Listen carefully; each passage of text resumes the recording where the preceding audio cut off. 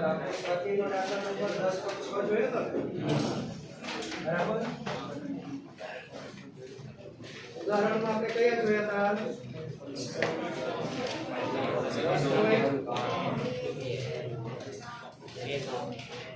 2 ને 3 1 2 3 થઈ ગયા છે ચાલો 10.4 બાકી છે ચાલો હવે આ બધું ધ્યાન આપો સમજો જુઓ આ દાખલો તમે પહેલા સમજી લો હમણાં લખતા રહ્યો સમજી લો દાખલો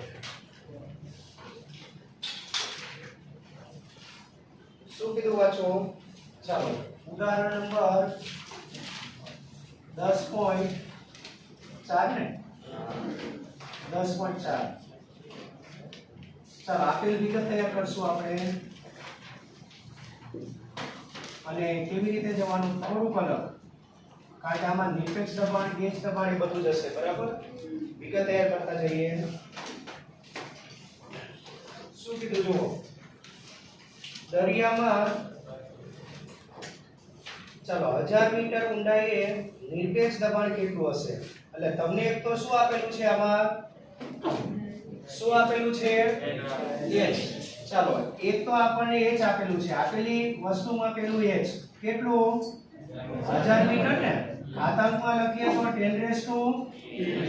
મીટર ચાલો બીજું શું કીધું 1000 મીટર ઊંડાઈએ નિરપેક્ષ દબાણ કેટલું હશે નિરપેક્ષ દબાણ તમારું જે સૂત્ર છે P બરાબર PA + ρh એમાં તમારું નિરપેક્ષ દબાણ કયું P પછી બીજા ઓપ્શનમાં શું કીધું ચાલો ગેજ દબાણ એટલે કયું P - બરાબર પછી ત્રીજું થોડું ભારે છે ચાલો અંદરના ભાગમાં પહેલા એક કામ કરો પહેલું બે આપણે સાથે કરી નાખીએ પછી ત્રીજો ભાગ પછી સમજો બરાબર ચાલો h આપણને ખબર છે ગુરુત્વ પ્રવેગ ગણતરીમાં કેટલા લીધા છે આ લોકોએ 10 ચાલો ગુરુત્વ પ્રવેગ 10 લઈ લઈએ આ દાખલો મારી સાથે કરી નાખો વિભાગીય અને b પછી ત્રીજો ભાગ છે ને એ તમને હું સમજાવું બરાબર પહેલા બે ભાગ તો આવડે છે ને પહેલા ભાગમાં નિરપેક્ષ દબાણ એટલે શું P એટલે PA + ρg થી પડે બીજા ભાગમાં ગેજ દબાણ એટલે શું તો એ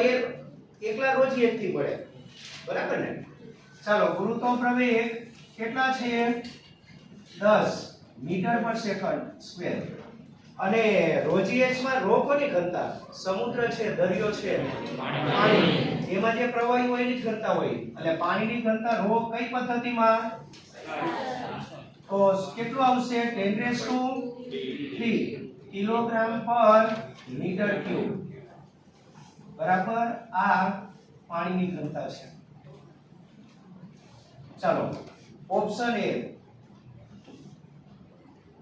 નિરપેક્ષ દબાણ અને કેટલી ઊંડાઈએ 1000 કે h ઊંડાઈએ પહેલા સામાન્ય સૂત્ર લખી દઈએ h ઊંડાઈએ નિરપેક્ષ દબાણ ચાલો નિરપેક્ષ દબાણ P બરાબર PA + ρh ચાલો P એટલે વાતાવરણનું દબાણ કેટલું લેવાનું થાય 1.013 તમારી બુકમાં કદાચ 1.01 સુધી બી લેતા હોય આપણે 013 સુધી લઈ લેવાનું 10 કેટલા 5 બરાબર ઘનતા હોય ને તો 3 આવશે અને વાતાવરણ દબાણમાં 10⁵ મિસ્ટેક નો કરતા ચાલો પાણીની ઘનતા 10⁵ ગુરુત્વ પ્રવેગ 10⁵ અને h 10⁵ ને આપણે કોમન કાઢવા માટે કેટલી ઘાત જોઈએ 5 ઘાત રાખો બાકીની કેટલી ઘાત છે ઘાત કેટલી 7 માંથી 2 બચે ને 10 ની 2 ઘાત એટલે કેટલા 100 એટલે 100 ને અલગ રાખો ચાલો તો આ તમારું પદ શું આવશે 1.013 * 10⁵ અને આ 100 ગુણ્યા 10 ની કેટલી ઘાત નહીં અત્યારે આપણે 7 ઘાત છે ને તો 5 ઘાત રાખીને 2 ઘાત અલગ કરી નાખીએ 2 ઘાત એટલે 100 ને આ તો ખબર પડે છે કે સમજાવું ચાલો હવે 10 ની 5 ઘાત કોમન નીકળે એટલે 100 + 1.013 એટલે કેટલા ચાલો 100.101.3 ને આ 100.1013 અને 10 રેસ ટુ કેટલા? હા 101. ચાલો 101.013 into 10 raised to 5 પાસ્કલ. બરાબર. આને એટીએમ માં કેવું આવે તો નિયર ઇક્વલ ટુ, કારણ કે આનો સહગુણક એક આ એક થયો, આ 100 છે તો એટીએમ માં કેવું હોય તો કેટલા? આ કેટલા એટીએમ? આ કેટલા એટીએમ? આ બાજુમાં જો આ 100 ને ભૂલી જાવ એકવાર તો 1 into 10 raised to 5 એટલે કેટલા એટીએમ? 1. તો ગુણ્યા 100 છે તો આ કેટલા એટીએમ કહેવાય? એક વસ્તુ ધ્યાન રાખવાનું, 10 રેસ ટુ 5 ઘાત છે ને એના એક એટીએમ. બરાબર. તો આ કેટલા એટીએમ? તો આટલું જવા દો. તમારી બુકમાં કઈ રીતે લખેલું છે? એમાં પાણીની ઘનતા કેટલી લીધેલી છે? આપેલી છે રકમમાં? ઓકે, છેલ્લે આપેલી છે. બરાબર. પાણીની ઘનતા છેલ્લે આપેલી છે, આપણે એ લેવાની છે. કેટલી છે? 1.03 into 10 raised to 3. બરાબર. આપણે આપેલી છે લેવી પડશે હો, અહીંયા ફૂલ કરેલી છે. ચાલો અહીંયા આપણે આ બદલવું પડશે. 1.03 into 10 raised to 3. ચાલો એટલે સાદું રૂપમાં ફૂલ આવશે.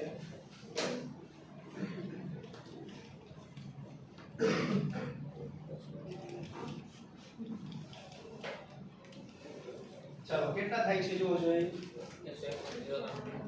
ચાલો આ 1.013 into 10 raised to 5 અને આને 10 raised to 5 અલગ કરો એટલે 100 વડે ગુણી દો એટલે 103 ગુણ્યા 10 ની 5 ઘાત ને. ચાલો 103 અને 1 આ 104. 10 ની કેટલી ઘાત? 5 પાસ્કલ. પણ 10 ની 5 ઘાત પાસ્કલ એટલે કેટલા એટીએમ? 1. અને આ તો એમને પડી જાવ ને તો કેટલા એટીએમ કહેવાય? 104 ATM.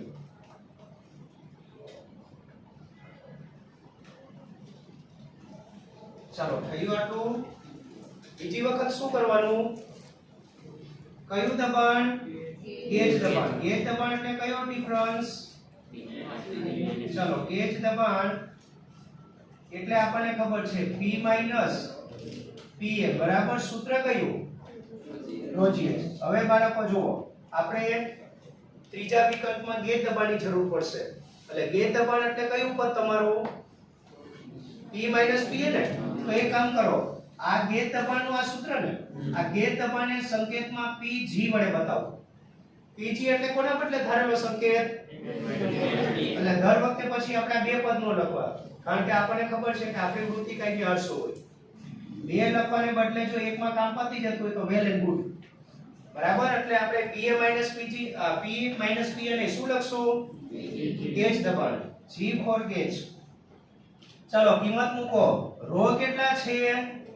1.03 into 10 raised to 5. Sorry ઘનતા છે 10 raised to 3. ચાલો ગુરુત્વ પ્રવેગ 10 અને આ 10 raised to 3. કેટલા એટીએમ? ડાયરેક્ટ કહી દો તો વાંધો નહીં, અહીંયા છે જ. ખરેખર આ તમારું આવે 103 ગુણ્યા 10 ની કેટલી ઘાત? 5 પાસ્કલ. 10 ની 5 ઘાત પાસ્કલ એટલે કેટલા એટીએમ કહેવાય? એટલે આ 1 એટીએમ ગુણ્યા 103 એટલે 103 એટીએમ થશે ને. તો આ ઊંડાઈએ ગેજ દબાણ આટલું હશે. ગેજ દબાણ એટલે શું ખબર ને? ખાલી સ્તંભનું દબાણ. અને નિરપેક્ષ દબાણ એટલે સ્તંભ પ્લસ હવાનું દબાણ. નિરપેક્ષ દબાણ એટલે કયું દબાણ? સ્તંભ પ્લસ હવા એટલે નિરપેક્ષ. અને માત્ર સ્તંભનું દબાણ એટલે એ કયું દબાણ? ગેજ દબાણ. સ્તંભ એટલે શું ખબર ને? ખ્યાલ છે કે સમજાવું? સ્તંભ એટલે શું ખબર છે ને? કોઈ પણ બિંદુ પાસે જેટલું તરલ રહેતું હોય આ તરલની ઊંચાઈને શું કહેવાય? આ વિભાગને શું કહેવાય? સ્તંભ કહેવાય. એટલે ગેજ દબાણમાં માત્ર સ્તંભનું દબાણ આવે અને નિરપેક્ષ દબાણમાં સ્તંભ પ્લસ હવા કે વાતાવરણનું દબાણ આવે. ચાલો થયું આટલું. હવે ત્રીજો ભાગ સમજી લો. હવે લખતા નહીં પેલા સમજી લો શું કીધું છે જુઓ. ચાલો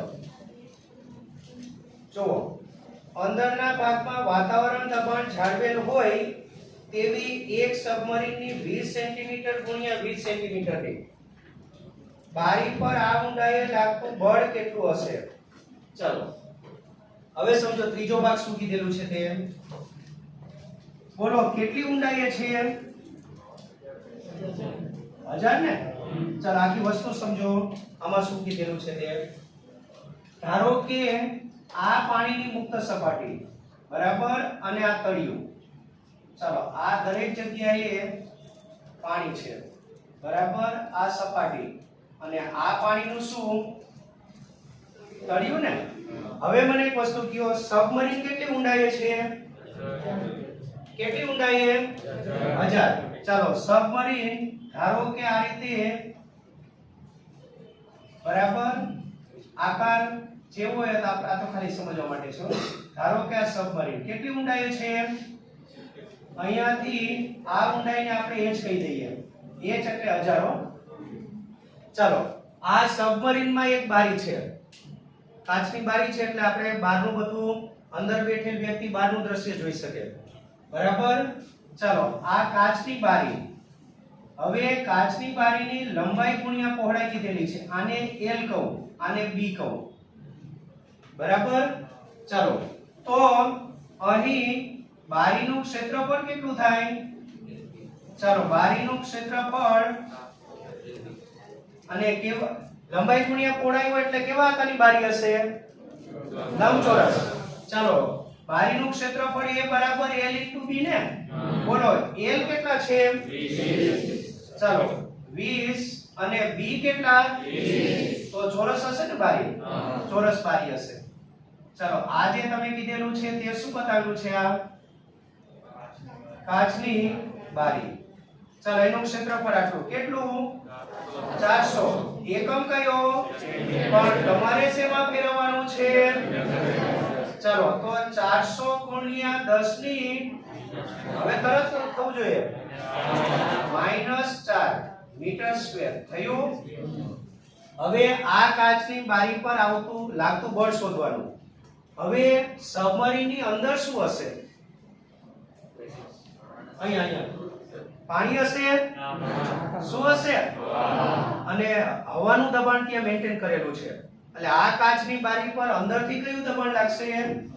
હવાનું. જોજો આ કાચની બારી પર અંદરથી હવાનું દબાણ લાગશે બરાબર. અને બહારથી આ તો વાતાવરણ છે. અહીંયા તો હવા જ હશે ને. ચાલો તો ઉપરથી એને કયું દબાણ લાગશે? ઉપરથી. બહારથી કયું દબાણ લાગશે?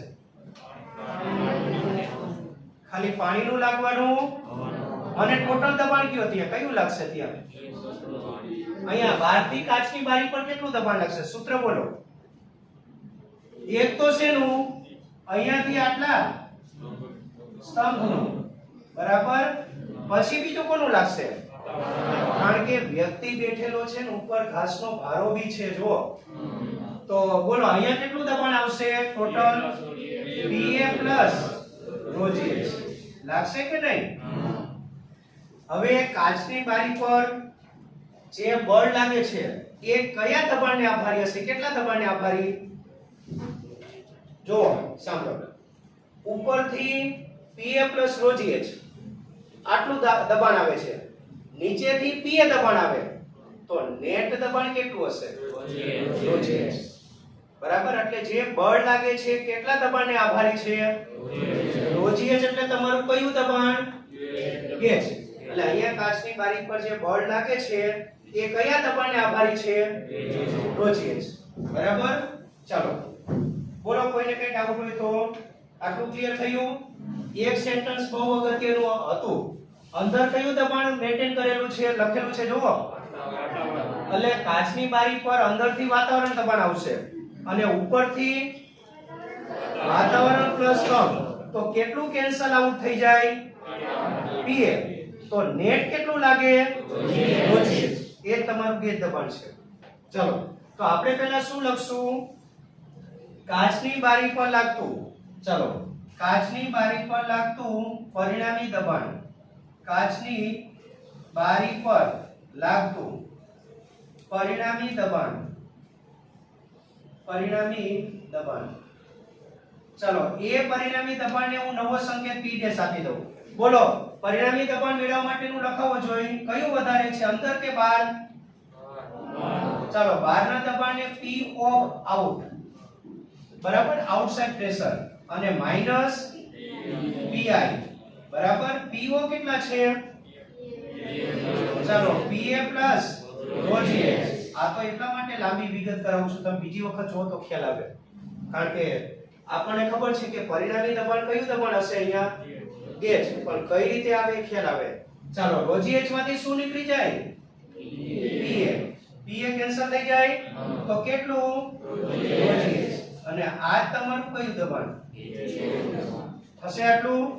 ચાલો, અને આના પરથી તમારે શું લખવાનું? માટે કાચની બારી પર, કાચની બારી પર લાગતું, ચાલો, પરિણામી બળ, દબાણ ઉપરથી બળ મેળવવું હોય તો સૂત્ર ખબર છે? દબાણ અને બળ વચ્ચેનો સંબંધ બોલો જોઈએ. P બરાબર F બરાબર P/A. ખબર છે ને? P ગમે તે લઈ લેવાનું, અહીંયા કયું લેવાનું? સંકેત બોલો. PG ને, બરાબર ને? કારણ કે કાચની બારી પર જે પરિણામી દબાણ લાગે છે, પરિણામી દબાણ જ બળ જનરેટ કરે, એટલે પરિણામ એના પર લાગતું બળ, પરિણામી બળ એ કયા દબાણને આભારી હશે? PA પ્લસ ρGH ને આભારી હશે. કોને આભારી હશે? એટલે ત્યાં PG લેવાનું. ખ્યાલ આવે છે? ચાલો PG કેટલા છે ફરીથી મેળવવાની જરૂર નથી, ઓલરેડી આપણે મેળવી લીધેલા છે. અને ગણતરી બાકી હોય ને ત્યારે આનો લેવાય, આ લેવાય હો. ગણતરી બાકી હોય ત્યારે આનો લેવાય, ખબર છે ને? ચાલો ગણતરી હજી કરવાની છે, એટલે કયું લેશું? 103 10 ની 5. અને આડછેદનું ક્ષેત્રફળ કેટલું? ચાલો 400 ગુણ્યા 10 ની -4 હશે આટલું. ચાલો હવે કેટલા થાય? 3 × 12 અને 4 કેટલા? 41 200. 10 ની કેટલી ઘાત? 1. હવે આને શૂન્ય, આને ઘાતાંકમાં લઈ જાઓ એટલે કેટલું આવે? 4.12. 10 ની કેટલી ઘાતાંક? 10 ની કેટલી? 5. અને બળનો એકમ કયો? ન્યૂટન. તો બારી પર આટલું દબાણ લાગતું હશે, સમજાય છે આટલું? આ લોકો એટીએમ માં નથી લાવે ને, આ સોરી બળ છે, એટીએમ માં તો નહીં આવે, દબાણ બળ છે. ચલો સમજાય છે આટલું?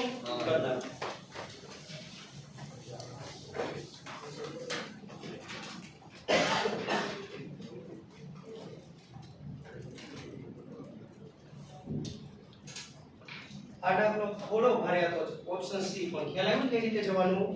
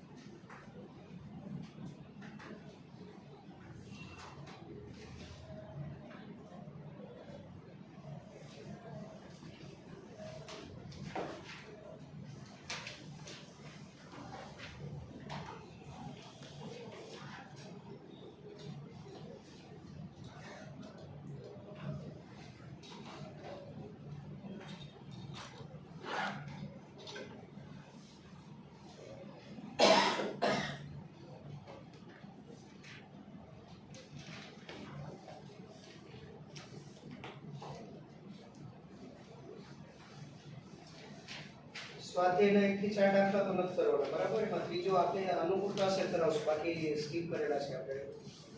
પાંચમો કયો? છઠ્ઠો કયો? 5 ને 6 સ્વાધ્યાયમાં 5 6 પછી 8 આટલા થયા ને. સાતમું થયું બાકી ને.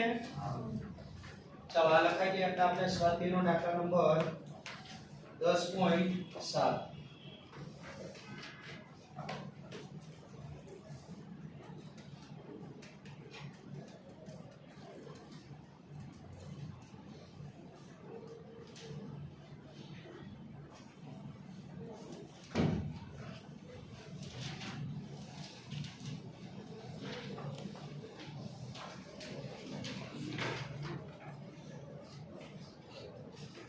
ચાલો બરાબર થઈ ગયું આટલું. આ દાખલો થઈ ગયો ને. હવે 10.7 ની રકમ વાંચો. શું કીધું જુઓ. એક ઉર્ધ્વ બાંધકામ 10 ની 9 ઘાત પાસ્કલ નું મહત્તમ પ્રતિબળ સહન કરી શકે છે. એટલે આ જે બાંધકામ છે બરાબર, બાંધકામ કે સેટ સ્ટ્રક્ચર. ચાલો આ સ્ટ્રક્ચર કેટલું દબાણ સહન કરી શકે છે? 10 ની 9 ઘાત. ચાલો જુઓ આ બાજુ ધ્યાન આપજો. ચાલો અહીં બાંધકામની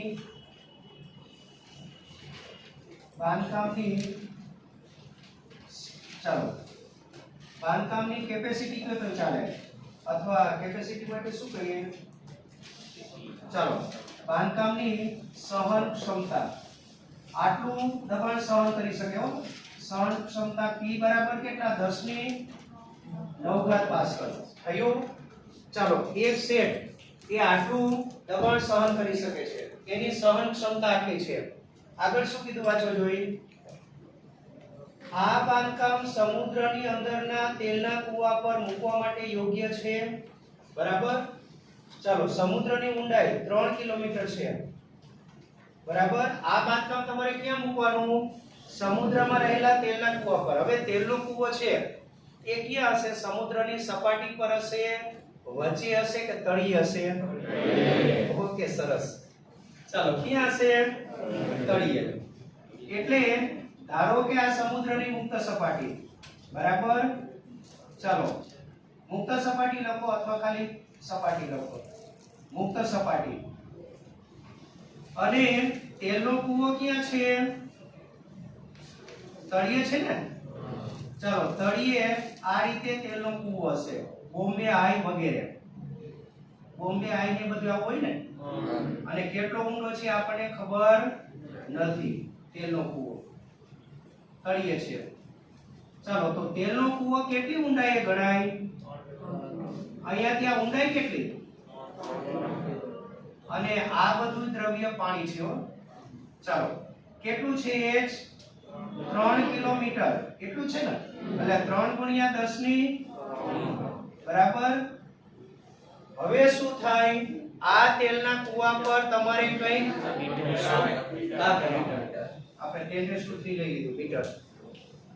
હવે શું થાય કે આ તેલના કૂવા પર આપણે ઢાંકણ જેવી કોઈ રચના ન કરે તો બધું પાણી અંદર ઘૂસી જાય.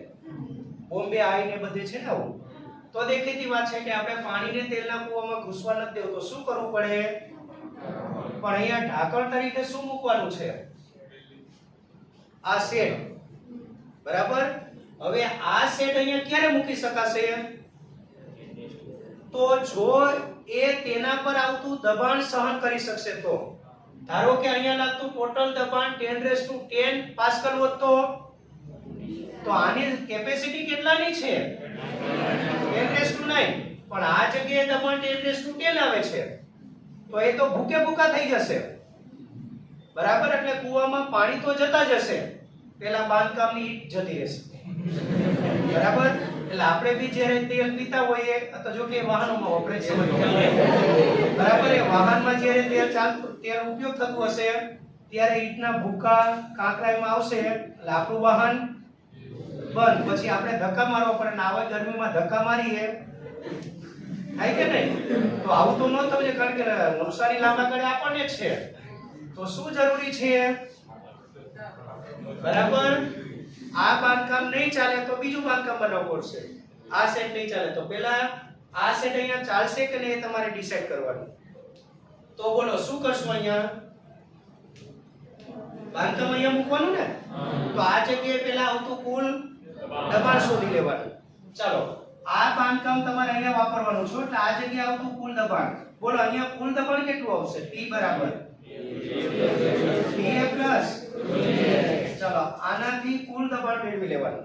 ધારો કે 10⁸ આવ્યું તો આ જગ્યાએ 10⁸ નું દબાણ આવે છે પણ આની કેપેસિટી તો 10⁻, તો ચાલશે કે નહીં? ચાલે. પણ ધારો કે આ જગ્યાએ દબાણ 10⁻11 આવ્યું તો નહીં ચાલે, કારણ કે આની કેપેસિટીની બહારની વાત છે. ટુકડે ટુકડા થઈ ગયા, ભૂકે ભૂકા થઈ ગયા, તો નહીં ચાલે. બરાબર? એટલે આપણે શું કરવાનું ખ્યાલ આવ્યો? શું કરવાનું? તળિયે લાગતું કુલ દબાણ શોધી લેવાનું. એ દબાણ જો આના કરતા નાનું હશે તો આ બાંધકામ તેલના કુવા પર મૂકવા માટે યોગ્ય હશે, અને મોટું આવશે તો નહીં હોય. સમજે છે? એટલે આ દાખલામાં કઈ નથી કરવાનું, શું શોધી લેવાનું? P બરાબર PA પ્લસ ρg, બીજું કઈ નથી. ચાલો કરો, આવડશે ને? મારી સાથે કરો આ દાખલો. એટલે અહીંયા બે દબાણ હશે, ઉપરથી હવાનું અને પ્લસ બીજું કયું? આને શું કહેવાય? પ્રવાહી સ્તંભ. બે દબાણ હશે ને, PA અને પ્રવાહી સ્તંભનું કયું? ρgh. એટલે કુલ દબાણ આટલું આવશે, PA પ્લસ ρgh.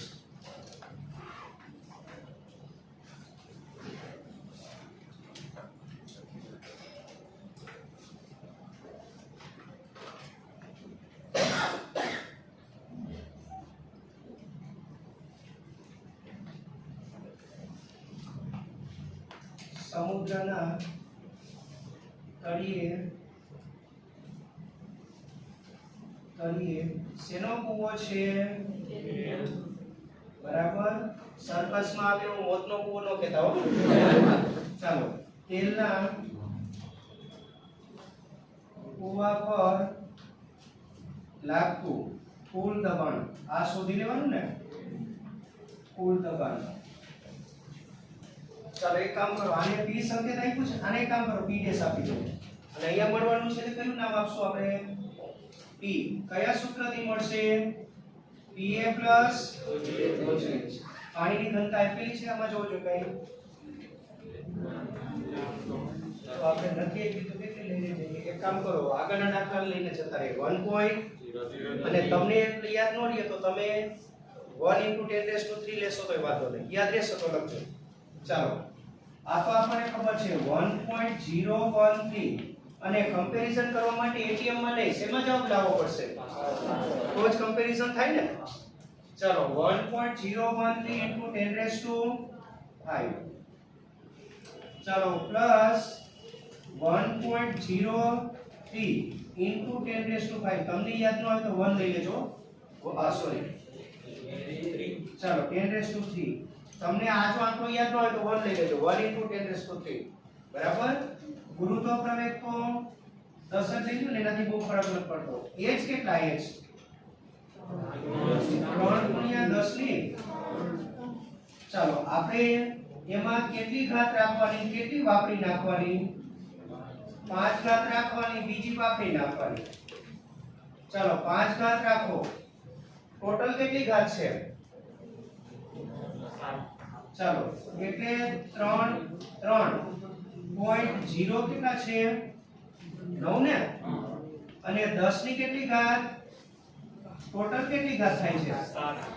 એમાંથી 5 ઘાત રાખો એટલે 10 ની 2 ઘાત ને આમાં વાપરી રાખો. 10 ની 2 ઘાત એટલે 100.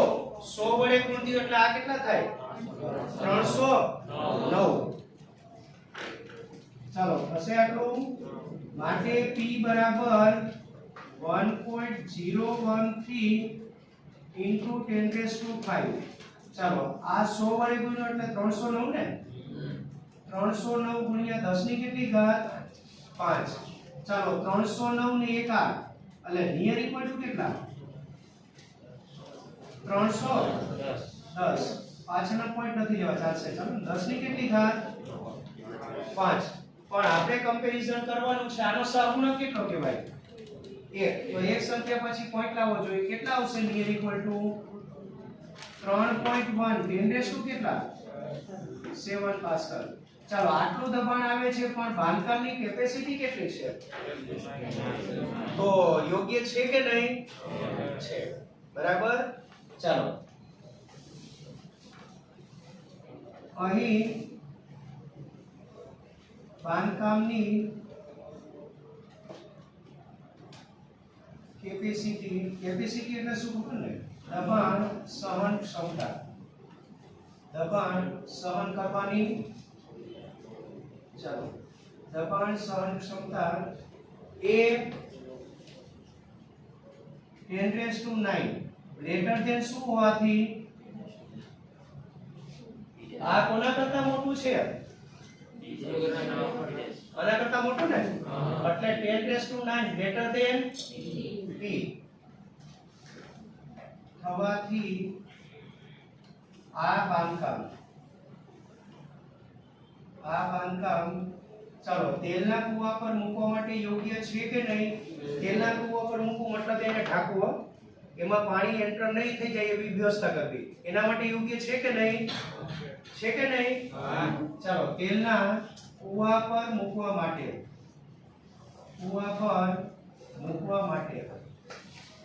યોગ્ય છે શું કઈ વાતો ને તો સાંભળી લેશે બે તક શબ્દ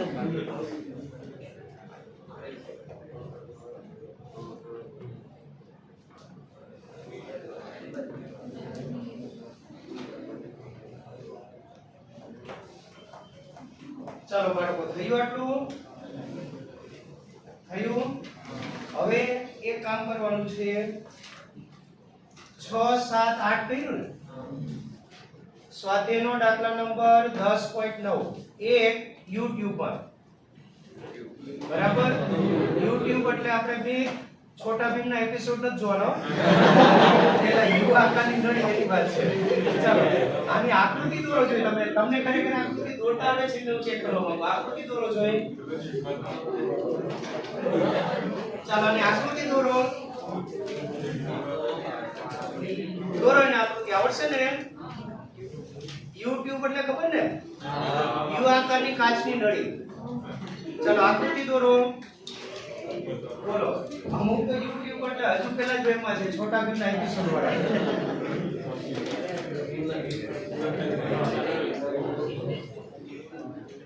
આની આકૃતિ દોરો એક બાજુ પાણી એક બાજુ સ્પિરિટ અને મર્ક્યુરી એવું બધું છે રકમ વાંચીને પ્રયત્ન કરો જોઈ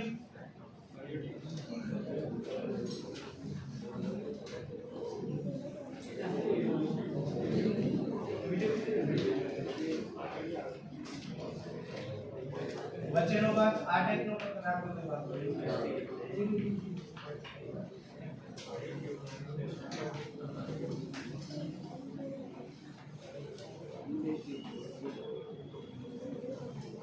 ચાલો આકૃતિ દોરો અને જે બધું છે ને એ પ્રમાણે વર્ણન પ્રમાણે આકૃતિ પૂરી કરવી જોઈએ સ્પિરિટ પાણી મર્ક્યુરી આ બધું બતાવો